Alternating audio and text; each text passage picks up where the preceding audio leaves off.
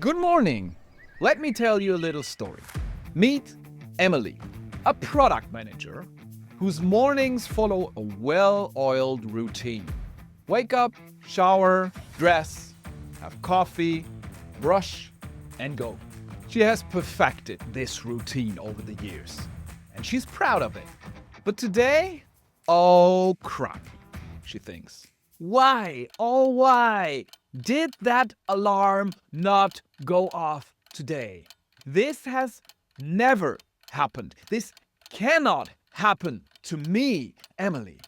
And suddenly, this morning, she only has 8 minutes to get out the door. Now, if she'd followed her usual routine, she would have frantically tried to speed things up. But even if she would have managed to avoid leaving the house half naked, she would have been pretty stressed out for the rest of the day. Luckily, last week, an agile coach at work had challenged Emily to a little game. Assign value to each part of your routine, is what he said. And then rearrange the items based on impact. And because she's prioritized the highest value things first, even an unexpected hiccup, like a misplaced phone or a failed alarm, didn't throw her off her game. Instead, she breezed out the door, calm and collected. Now, the twist here wasn't just a fun experiment. It was a wake-up call. The game taught her that when you plan for the unexpected by prioritizing what truly matters, you set yourself up for success, even under pressure.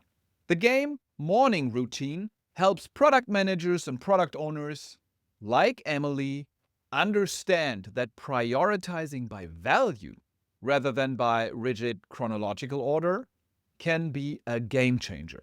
Let's dive into the game morning routine. I love this game to teach about how to prioritize backlogs, how we do it, and how important it is to actually prioritize by value, which is often a new concept to people who learned traditional project management. This game also has an element of backlog refinement or backlog grooming, where people discuss the implementation of the different items in the backlog. And this game teaches how important a sprint goal is, or a goal in general, that it's not enough to just have a list of features or a list of things to do. We need that overarching goal. And this game helps understand how crucial that is. And if you have enough time, you can also add story mapping to this game. I love to do this because it naturally lends itself to moving towards story mapping and understanding why that can be beneficial.